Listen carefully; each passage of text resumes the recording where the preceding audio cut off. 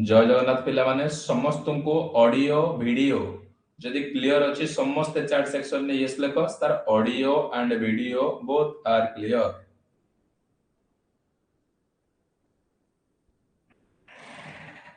जदि मो ऑडियो आ video clear थाए समस्त टिके चैट सेक्शन में मेंशन कर दियो तार ऑडियो आ video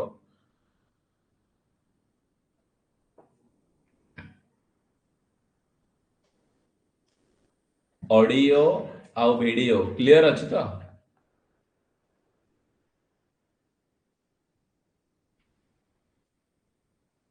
very good very good.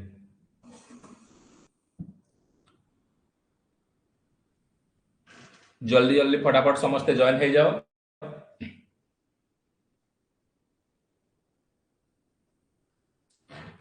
Very good. तम मानकर ओएमसी ओडिशा माइनिंग कॉर्पोरेशन जो वैकेंसी आसीबार थिला आसी जीवो ए 1 मंथ भितर तम मानकर कोन 100% वैकेंसी आसीबार मोस्ट प्रोबेबल चांसेस अछि। सेति पय आमे तुमको थ्योरी क्लास संपूर्ण भाबे प्रोवाइडेड करि देइछु। एबे एमसीक्यू प्रैक्टिस सेट लगेइबा समस्त पार्टिसिपेट करके भलो भाबरे आंसर दबो। इलेक्ट्रिशियन फ्री रो जो माने आईटीआई करिचो सेही माने ए पोस्ट को अप्लाई करि परिबो। मॉक टेस्ट नंबर 1 आज हमर प्रथम क्लास जेतु 5-6 दिन मो बाहर थिली क्लास ता नै पारि नथिली। एबे तम मानकर कोन क्लास तमर कंटिन्यू चलिबो आ तपस्विनी मैडम तुमको जेमती रिवीजन क्लास करूचंती गूगल मीट रे से तमर रिवीजन क्लास को कंटिन्यू रखिबे। समस्ते ट्राई करिवो 7:30 रे जो गूगल मीट रे क्लास होची जॉइन करिया को तापर हमें रीशेड्यूल करके जेमिति क्लास करूचे क्लास करिबा। प्रथम चैप्टर मु स्टार्ट करिवि कोन ना occupational safety and health. AE chapter रे तमर मु 100% कहूची गोटे क्वेश्चंस आसीबो माने आसीबो। ओएमसी रो पैटर्न कोन ओएमसी रो पैटर्न होची दीटा पार्ट गोटे होची टेक्निकल पार्ट अछि आ गोटे नॉन टेक्निकल पार्ट अछि। एई टेक्निकल पार्ट रो केते मार्क ना टेक्निकल पार्ट होची 60 मार्क आउ नॉन टेक्निकल केते ना 60 मार्क।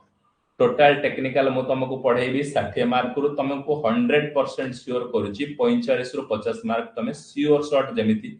रखुतिलो सेमिति भलो भाबे रखियो। आ नॉन टेक्निकल क्लास काली टू स्टार्ट होबो।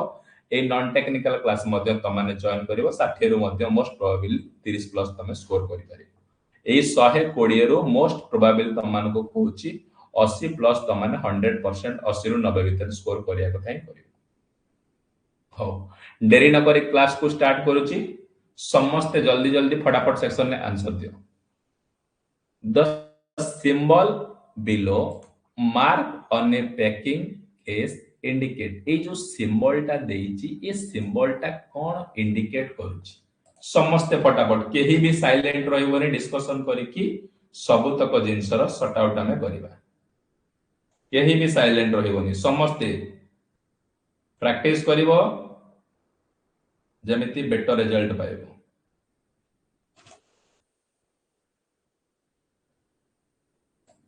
समस्त आंसर आसीबा दरकार। ए जो सिंबल टा देइची ए सिंबल टा कोन रिप्रेजेंट करूची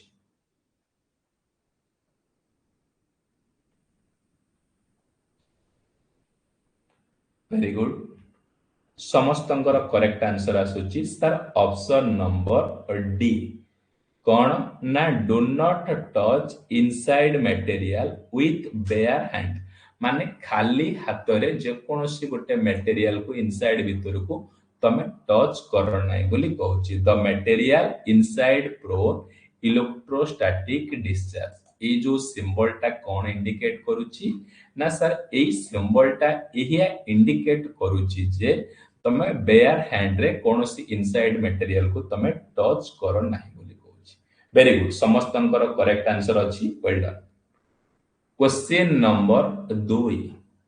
क्वेश्चन नंबर 2 कोन कहिची the shape of warning sign. Sir warning sign नो शेप टा को भलिया हमर चारिटा साइन अछि वार्निंग साइन नो शेप टा को भलिया एक्सीलेंट पुणी खुशी समस्त correct answer sir option number C. ये वार्निंग साइन रो कलर कोन होची शेप कोन होची ना वार्निंग साइन शेप होउची सारे ट्रायंगुलर ए वाला क्वेश्चन समस्त फटाफट चार्ट सेक्शन ने आंसर दबो फल भाबरे जेमिति तम मानकर 100% क्लैरिटी रहिबो। Question number 3 What type of gloves are required when performing a performance testing on a rated electrical equipment 480 volt AC? पचारुची को टाइप रो ग्लोव्स हमकु आवश्यकता करूची जेते बेले आमे गोटे इलेक्ट्रिकल इक्विपमेंट को टेस्ट करूचे टेस्टिंग रे 480 वोल्ट हेले सेटा को वोल्टेज लेवल अछि। एक्सीलेंट पुणी समस्तंकर correct answer option number A सारे 480 वोल्ट हेले कोन ना लो वोल्टेज लेवल ले जिवो 480 वोल्ट हेले को वोल्टेज लेवल ले जिवो ना लो वोल्टेज लेवल। 3 नंबर समस्तंकर करेक्ट आंसर कोन आसुची ना option number A low voltage ले जिवो। क्वेश्चन नंबर 4 Question number 4 कौन कहिला PPE is generally used to carry out maintenance activity except which of the following एमानको मध्यरु जो पर्सनल प्रोटेक्टिव इक्विपमेंट अछि मेंटेनेंस समय रे हमें कैरी करू एमानको मध्यरु कोटा को कैरी करू ना। एक्सीलेंट समस्तंकर करेक्ट आंसर आसी गलानी सर ऑप्शन नंबर डी ए वर्क परमिट को पीपीई किट रे कोन कैरी करू नै। सेफ्टी ग्लोव्स हमें सारे कैरी करूचे सेफ्टी ग्लास कैरी करूचे ग्लोव्स कैरी करूचे ईयर प्लग कैरी करूचे किंतु वर्क परमिट ता कोन पीपीई किट रे नै। वेरी गुड समस्तंकर कोन आसी ना करेक्ट आंसर अछि डी अछि। Question number 5 The value of voltage used for component in electronics electronics रे जो वोल्टेज यूज करा जाउची को वोल्टेज रो रेंज को सर मो इलेक्ट्रोनिक्स कंपोनेंट रे व्यवहार करूची।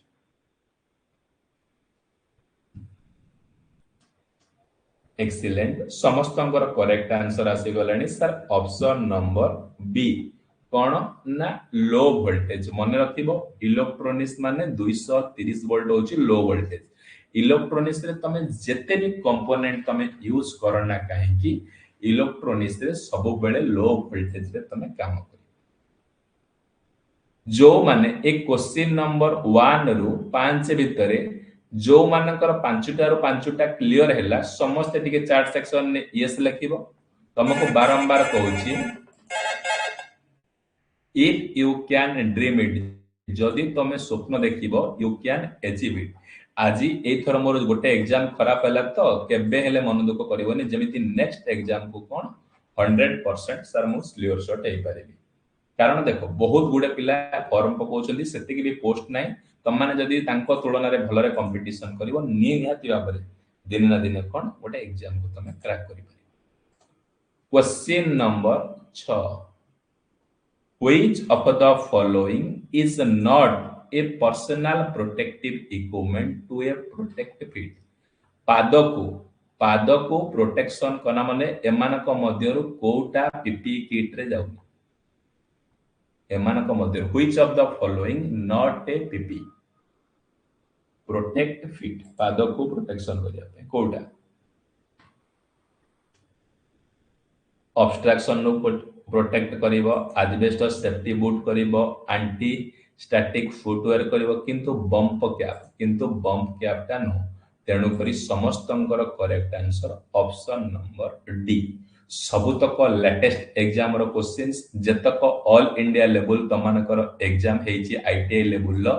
एटा लेटेस्ट बुक रो क्वेश्चंस तेणु करी समस्त पार्टिसिपेट करो बढ़िया बढ़िया क्वेश्चन निहाती समस्त को कोन भल लागे। Question number 7 Which of the following is not a personal protective equipment to protect feet? Same question again. Question number 8 Which of the following must the train have a knowledge for? Which of the following training जत्ते बेले तमे electrician हबो कोटी electrical training हबो knowledge तमरो कहा ऊपर रखिबा दरकार एक्सीलेंट कौन ना नॉलेज ऑफ सोल्डरिंग रेट तमरो नॉलेज रहिबा दरकार नॉलेज ऑफ इलेक्ट्रॉनिक्स कंपोनेंट रहिबा दरकार knowledge of electric line safety रहिबा दरकार तेणु करी समस्तंकर correct answer option number D सब ऊपर जेते बेले तमे जे कोनसी जगह रे गोटे आईटीआई लेवल जॉब करूछो इलेक्ट्रिशियन होउछो बा ट्रेनी होउछो सेते बेले तुमको कोन सोल्डरिंग रो नॉलेज थिबा दरकार इलेक्ट्रॉनिक्स कंपोनेंट रो नॉलेज थिबा दरकार सेफ्टी ऊपर मध्ये नॉलेज थिबा दरकार तेणु करी सब तक आंसर कोन अछि ना करेक्ट अछि question number 9 which wound healing tube is kept first aid box एमानक मध्यरु फर्स्ट एड बॉक्स रे कोटा हिलिंग एमानक मध्यरु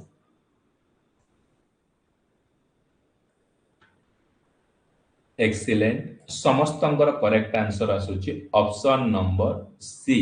सर बेटाडिन ता हमर कोठी रहउची ना सर बेटाडिन ता हमर फर्स्ट एड बॉक्स रे रहउची ए टाइप रो क्वेश्चन तुमको एग्जाम रे निहाती भाबरे देखिया को मिले क्वेश्चन नंबर रिपीट हे जाइछि दिटा और question number 11 the first aid item is एमानक मध्यरु कोटा फर्स्ट एड बॉक्स रो आइटम रे जाउछ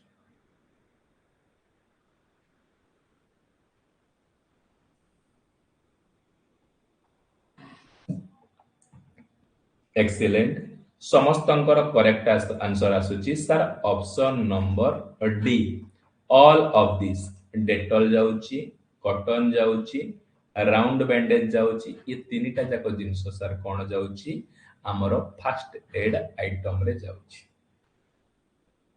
question number 12 which of the following equipment is related to electronics mechanics trade एमानक मध्यरु को इक्विपमेंट रिलेट करूची गोटे electronics mechanics trade by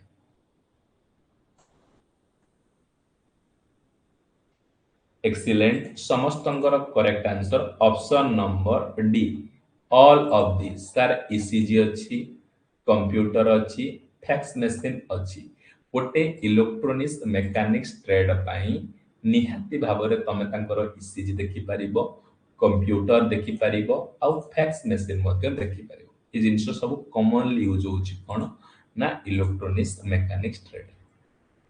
question number 13 if you want to describe several type of hazard for security purpose which term would you use एमानक मध्यरु hazard पाई बा security purpose पाई एमानक मध्यरु तमाने को टर्म को व्यवहार करि पारे हाजार्ड पाई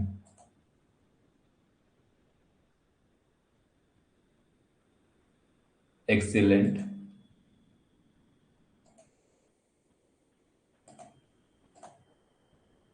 एक्सीलेंट समस्तंकर करेक्ट आंसर आसुची ऑप्शन नंबर डी एटा टिके स्पेलिंग मिस्टेक अछि डेंजर बोली लिखो हला डेंजर एमानक मध्यरु को टर्मटा यूज करा जाउची हाजार्ड बा सिक्योरिटी पर्पस पाई ना डेंजर वर्डटा व्यवहार करा जाउची question number 14 which of the following is used for fire extinguishing in electrical equipment को extinguish करिया पाई कोन ना इलेक्ट्रिकल इक्विपमेंट को एक्सटिंग्विश करिया पाई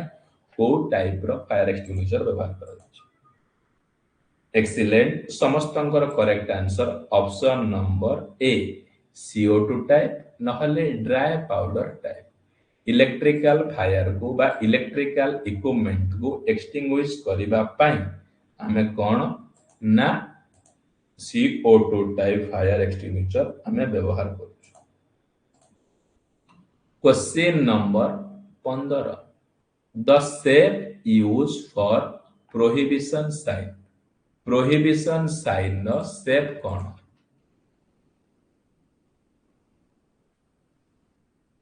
एटा समस्त जेमति कह बारंबार तुमको पढ़ाई रिवीजन करा जायछि। एक्सीलेंट समस्तंकर correct answer option number B circular shape. Prohibition sign रो को शेप ना प्रोहिबिशन साइन रो हमरो सर्कुलर शेप। ए जो क्वेश्चन नंबर 11 रु 15 भितरे जो पांचटा क्वेश्चन डिस्कशन कली जो माने भी क्लियर हेलो समस्त टिके चार्ट सेक्शन में यस लिखि देला सारे पांचटा क्वेश्चंस मोर clear.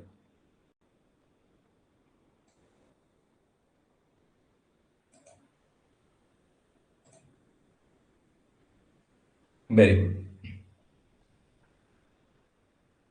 Question number 16 in dynamic method of lifting weight in dynamic method of lifting weight the distance between the leg should be approximately weight lifting करिबा पाई जो डिस्टेंस व्यवहार करा जाउची केते लेग डिस्टेंस व्यवहार करा जाउची weight lifting। एक्सीलेंट समस्तंकर correct answer option number D 18 inches. मन रखिबा लिफ्टिंग वेट करिया पाई डायनामिक मेथड सहायता रे जो डिस्टेंस निया जाउची लेग रो केते इंची ना 18 इंची निया जाउची। Question number 17 extinguish a fire by cutting out of the supply oxygen through the blanket stand which is called as कौन कहिला एमानक मध्यरु को मेथड रे आमे जो ऑक्सीजन सप्लाई को आउट करूचे ब्लैंकेट हो स्टैंड हो ए मेथड को आमे कोन कहि परिबा को टाइप रो मेथड एटा कहि। एक्सीलेंट समस्तंकर correct answer option number B smoothening oxygen को आउट करिया पाई आमे को मेथड करूचे ना smoothening method. Question number 18 if a person has received an electric shock would be जते बेले गोटे व्यक्ति हमर रिसीव करे इलेक्ट्रिक शॉक से कोन।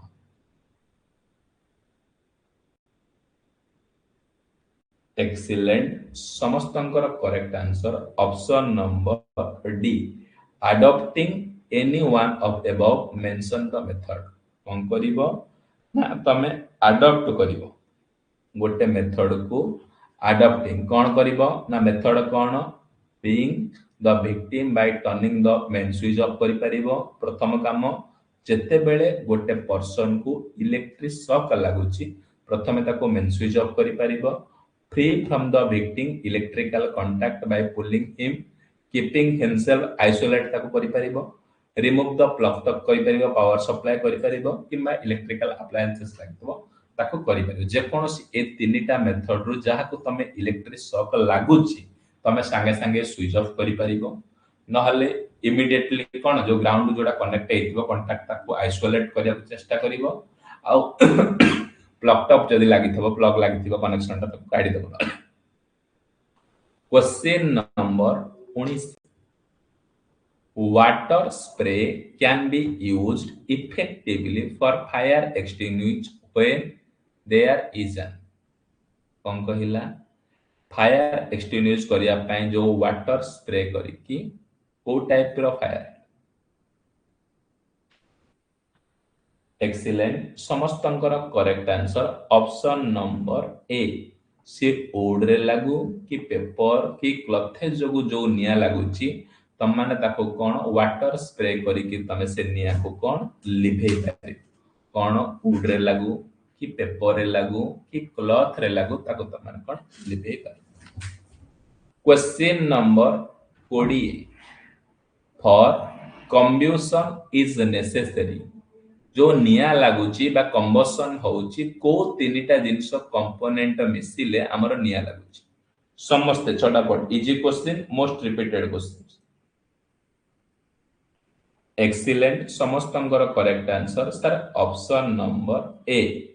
फ्यूएल ऑक्सीजन आउ हीट ट्रायंगुलर तीनटा जिंस रहइबो कोन फ्यूएल ऑक्सीजन आउ हीट ए तीनटा जिनिस मिसिले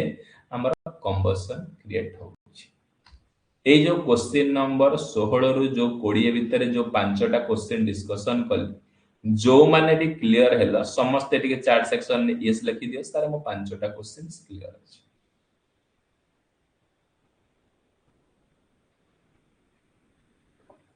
very good. Question number 21 while lifting heavy load जते बेले मो हेवी लोड को गोटे लिफ्ट करूची सेते बेले कोन व्हाइल जते बेले मो लिफ्टिंग करूची हेवी लोड को सेते बेले कोन। एक्सीलेंट समस्तंकर correct answer option number B keep your back straight तमर कोन बैक सब बेले कोन स्ट्रेट रहबा दरकार सीधा रहिले तमे जाय कि कोन करिवो ना गोटे हेवी लोड को लिफ्ट करिवो। Question number 22 as a protective precaution against electric shock एमानक मध्यरु इलेक्ट्रिक शॉक एगेनेस्ट रे को प्रिकॉशन को हमें प्रोटेक्टिव करिवा दरकार एमानक मध्यरु। एक्सीलेंट समस्तंकर करेक्ट आंसर आसुची sir option number D all above the step should be taken कोन करिवो जते बेले इलेक्ट्रिक शॉक एगेनेस्ट रे तमे प्रिकॉशन नउछ प्रथम स्टेप कोन देला metallic shell on electrical equipment should be earth जितक इलेक्ट्रिकल इक्विपमेंट रे मेटालिक पार्ट को मन रखिबो सब बेले अर्थ करिवा दरकार। सेकंड स्टेप कोन देला neutral wire of AC supply neutral को मध्य तमाने अर्थ करिवा दरकार। थर्ड स्टेप कोन कहला earthing line should be install along the supply जते बेले तमे सप्लाई लाइन टाणुचो अर्थिंग को इंस्टॉलेशन करिवा निहाती दरकार तबे हेले तमे जाय कि इलेक्ट्रिक शॉक एगेनेस्ट रे तमे फाइट करि परिबो। इलेक्ट्रिक शॉक एगेनेस्ट रे केमिति फाइट करिवो ना मेटालिक जतक इलेक्ट्रिकल इक्विपमेंट रो मेटालिक पार्ट को तमाने अर्थ करिवा दरकार आउ जते बेले एसी सप्लाई करूछो न्यूट्रल को तमे अर्थ करिवा दरकार आउ अर्थिंग सबल सप्लाई लाइन कला बेले अर्थिंग ता टाणिबा दरकार। Question number 23 during the manufacturing of a loudspeaker box जते बेले तमे गोटे लाउड स्पीकर बॉक्स को मैन्युफैक्चरिंग करूछो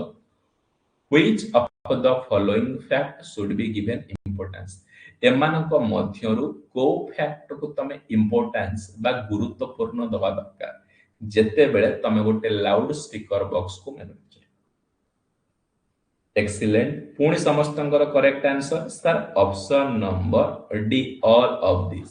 प्रथम स्टेटमेंट कोन कहला ना thickness of the metal used making box should be at least 10 mm जते बेले तम माने गोटे लाउड स्पीकर बॉक्स तयारी करूछो तार थिकनेस 10 mm तळ को रहिबा दरकार। Larger box better low frequency reproduction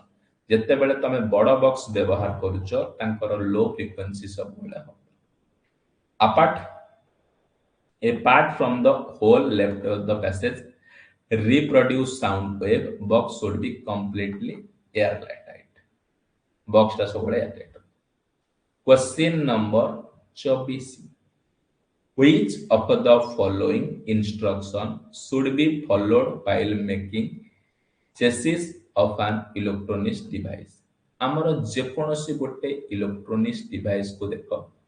जते बेले चेसिस तयार करा जाउछ while making changes in electronics device।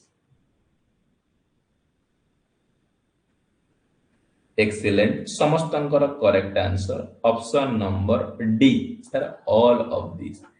कौन पे ना sheet should be rust free chassis रे the chassis can be easily installed cabinet taken out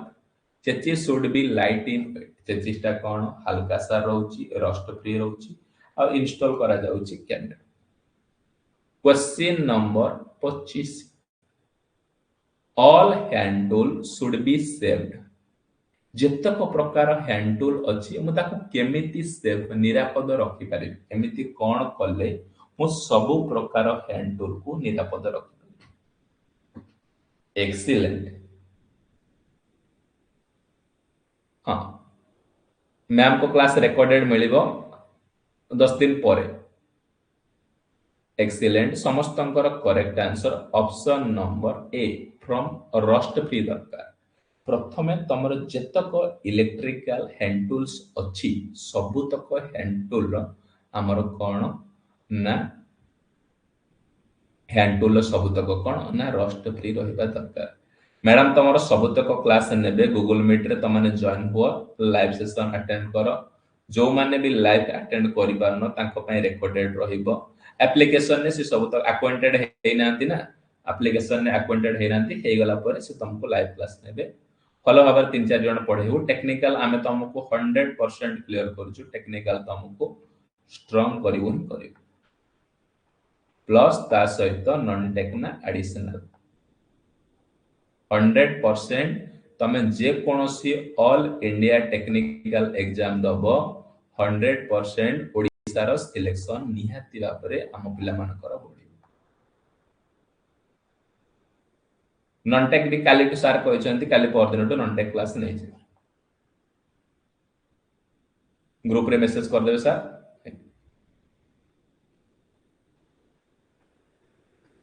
काली टू सर कहचंती सर कर कोन काम थिला काली टू नेबे बेले फ्री गेले क्लास ने काली टू क्वेश्चन नंबर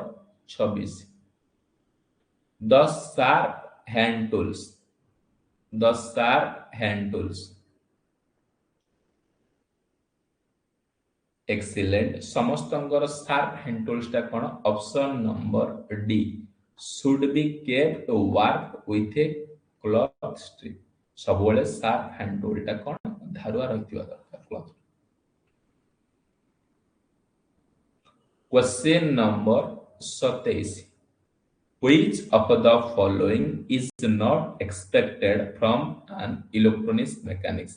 एमानक मध्यरु को गोटाक एक्सपेक्टेड करा जाउनी गोटे इलेक्ट्रोनिक्स मेकानिक्स एक्सीलेंट समस्तंकर correct answer option number B repair और इक्विपमेंट ऑन स्टेट रे रिक्वायरमेंट टिके कॉम्प्लिकेटेड होई question number 28 Which of the following method is used to find out exact location of bone fracture in any part of the body जदि तमरो body रे गोटे bone टा fracture हैला एमिति को मेथड सहाय्य रे तमे लोकेशन टा को फाइंड आउट करि परिबो एई जगह रे सर मोर बोन टा फ्रैक्चर होइछि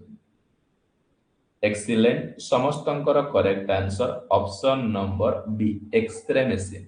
एई एक्सरे मशीन सहाय्य रे तम बोन टा को जगह रे फ्रैक्चर होइछि तमे जानि परिबो क्वेश्चन नंबर 29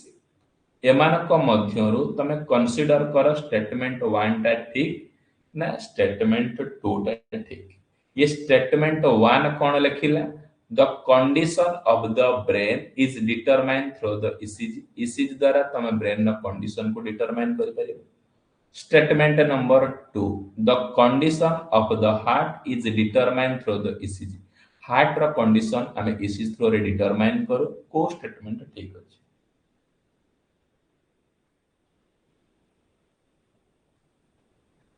एक्सीलेंट समस्तंकर करेक्ट आंसर रॉन्ग अछि ऑप्शन नंबर डी दीटा जाक स्टेटमेंट कोन ना रॉन्ग अछि कंडीशन ब्रेन न कोन ईसीजी द्वारा हबनी कि हार्ट रो कंडीशन पई कोन ईईजी द्वारा हबनी question number 30 Which of the following is the reason for the artisan lack of interest in a work जेते बेले तम गोटे आर्टिसियन बा इलेक्ट्रिशियन तमको लैक ऑफ इंटरेस्ट जोगु तमे काम करि पारुनो माने काम दुर्घटना घटिबा एक्सीडेंट घटिबो तेबेले को प्रॉब्लम जोगु तमर लैक ऑफ इंटरेस्ट रहउची एक्सीलेंट समस्तंगर correct answer option number D से फैमिली प्रॉब्लम हो कि फाइनेंशियल प्रॉब्लम हो कि फाइट हो माड़गुड़ी जो हो बुझी पारछन ना ई सबुतक कारण जो तमर कड ना काम परिवार सब बेले एक्सीडेंट आज तम मानक पई कोन एई ओएमसी प्रैक्टिस सेट रो मॉक टेस्ट रो प्रथम प्रैक्टिस सेट रो मु 30 टा एमसीक्यू आनिथिली आम रिमेनिंग तुमको जेमिति तुमको आज इट इज मु क्लास करथली सेमिति तमानकल क्लास रहबो एक्स्ट्रा क्लास तमरो तपस्विनी मैडम नेबे से तांको कोन सब तक मु थ्योरी क्लास कहि देछि से सब तक तुमको कोन विद इन 1 मंथ भितरे सब तक तुमको रिवीजन कर दे आ नॉन टेक्निकल सर को मध्य कहि देछि तमानकर जहा भी दरकार डाउट तो मते कहि परिबो आराम से भलो भाबरे हम डिस्कशन करिको ए ऑक्युपेशनल सेफ्टी रो केतेटा क्वेश्चन डिस्कशन करेबी ना ऑक्युपेशनल सेफ्टी रो 60 टा क्वेश्चन डिस्कशन करेबी ए 60 टा सब तक लेटेस्ट एग्जाम रो क्वेश्चंस समस्त पुराना क्वेश्चंस को मध्य यूथ पब्लिकेशन बुक रो प्रैक्टिस करथिली सेटा देखिबो हां 1 आवर ड्यूरेशन तमरो क्लास रहिबो हला 1 आवर ड्यूरेशन क्लास रहिबो कंटेंट टिके बनै कि रेडी कर देबी रहुची जय जगन्नाथ समस्त रिवीजन करूथिबो एवं मध्य प्रैक्टिस करू